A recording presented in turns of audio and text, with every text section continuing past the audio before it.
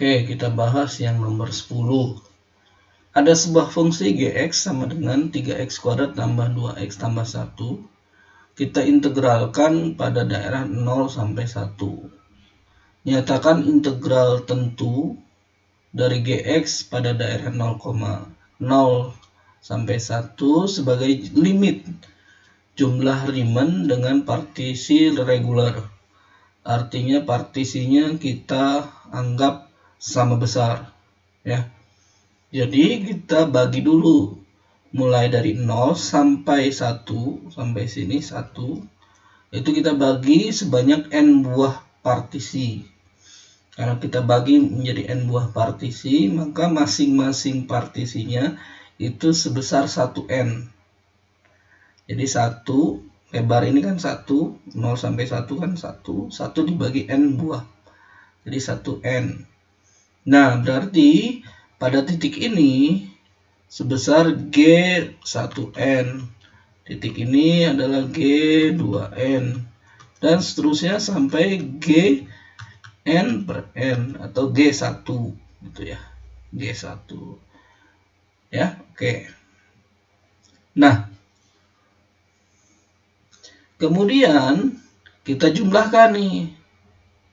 Jumlahkan mulai ketika I-nya sama dengan 1 sampai ke N untuk Gx I kali delta X. Karena delta X itu masing-masing jarak antara satu partisi dengan partisi yang lain, ya jaraknya atau lebarnya sebesar 1/n yang tadi sudah saya jelaskan. Jadi delta X-nya 1/n. Sedangkan Gx-nya itu adalah Gi per n. Kenapa ada I per n? Kan sudah dipartisi sebanyak n buah. Jadi pada posisi di sini, ini adalah posisi ke I dibagi ke n. Gitu. Dan misalnya adalah n-nya 100, maka I-nya bisa aja dari 1 sampai 100. Gitu ya. Oke. Kita masukkan ke dalam Gx-nya. Gx-nya sendiri adalah 3x kuadrat tambah 2x tambah 1. Berarti 3, nah x-nya adalah I per n. 3i per n kuadrat. Ditambah 2 kali I per n ditambah 1. Nah, dikalikan 1 per n. Ini adalah delta x tadi. Oke. Ketika dikalikan, kita dapat hasilnya sebanding dengan sigma I sama dengan 1 sampai n 3 kali I kuadrat dibagi N pangkat 3 ditambah 2I dibagi N kuadrat, ya, ditambah 1 per N. Kenapa dapat seperti ini? Ini karena dikalikan dengan 1 per N ini. Hasilnya ini. Oke, kita lanjutkan. Nah, karena bentuk sigma ini bisa dipisahkan terhadap masing-masing komponen, kita masih pisahkan nih bahwa I sama dengan 1 sampai N. 3I kuadrat dibagi N pangkat 3. Kita perhatikan bahwa variabel yang konstan itu adalah ini 3 dan N pangkat 3. Maka ini bisa dikeluarkan. Kenapa? Karena variabel yang dihitung itu hanya I-nya saja. Oke.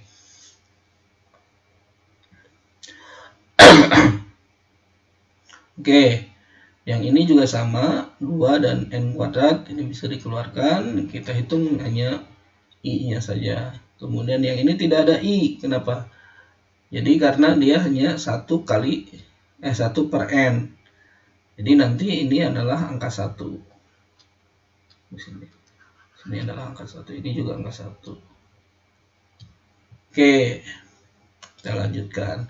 Nah, ada aturan yang pertama, sigma I sama dengan 1 sampai N untuk penjumlahan 1. Jadi 1 ditambah 1 ditambah 1 ditambah 1 tambah 1 sebanyak N buah. Maka jumlah ini sama dengan N. Kalau sigma I sama dengan 1 sampai N untuk I, ya, 1 ditambah 2 tambah 3 tambah 4 tambah 5 tambah 6 dan seterusnya, itu hasilnya adalah sebanding dengan Kalau sampai n, berarti ini adalah n kuadrat tambah n dibagi 2. Kemudian untuk I sama dengan 1 sampai n untuk I kuadrat. 1 kuadrat, 2 kuadrat, 3 kuadrat, 4 kuadrat, dan seterusnya. Nilainya adalah 2n pangkat 3 ditambah 3n kuadrat tambah n dibagi 6. Nah, kita jumlahkan nih. Maka kita jumlahkan ini menjadi 3 kali sigma I kuadrat. Berarti 2n kuadrat tambah 3n kuadrat. 2n pangkat 3 tambah 3n kuadrat tambah n dibagi 6. Dibagi 6. Jadi kali n pangkat 3. Jadi ini dicoret. Sisanya adalah 2 ya. Sorry.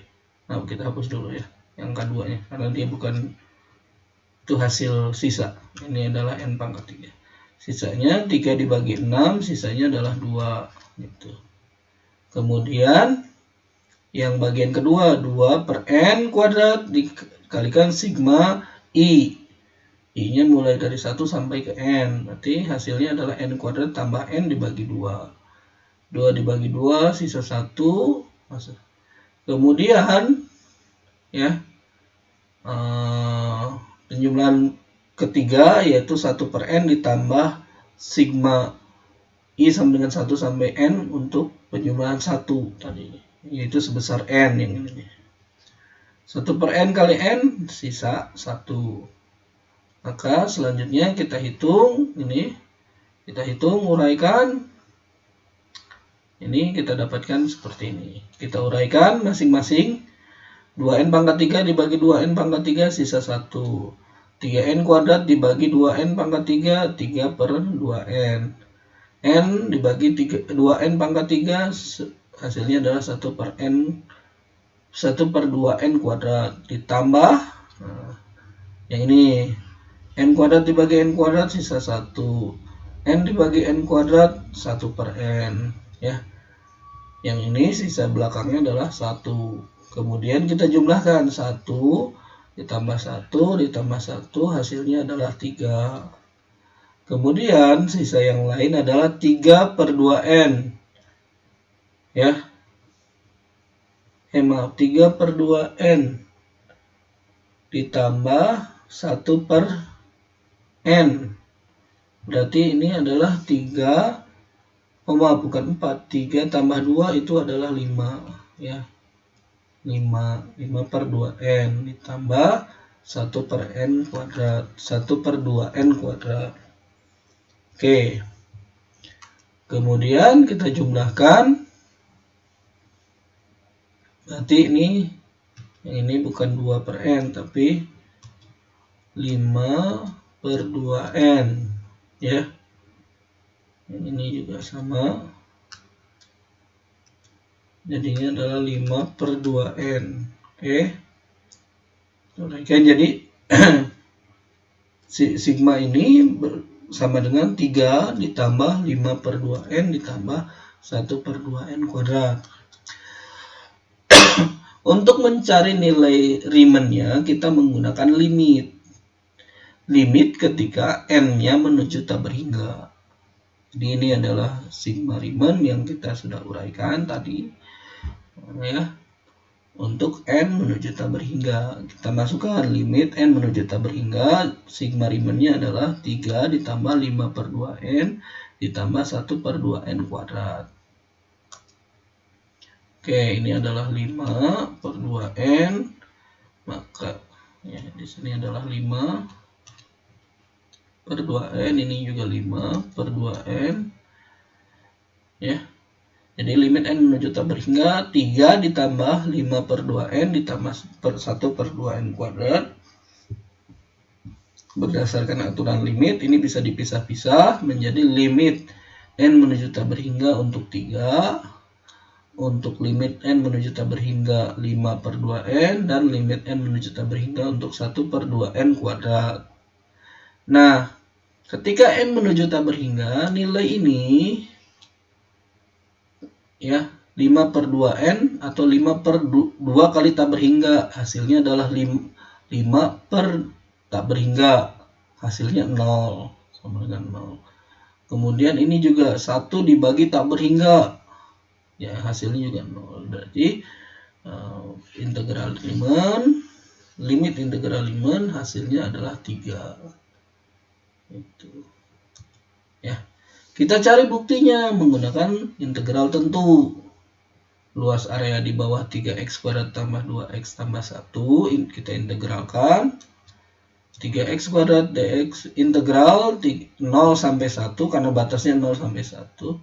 3x kuadrat tambah 2x tambah 1 integralkan terhadap dx, hasilnya adalah 3x kuadrat menjadi x pangkat 3. Ya.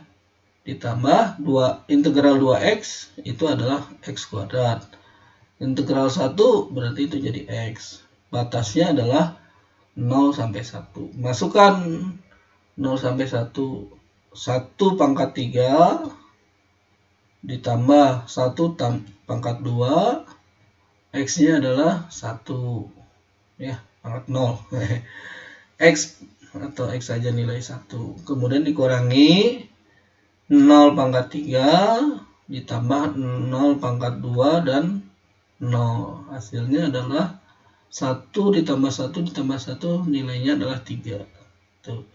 Artinya integral Riemann yang kita lakukan tadi itu sebanding dengan integral tentu menggunakan integral langsung.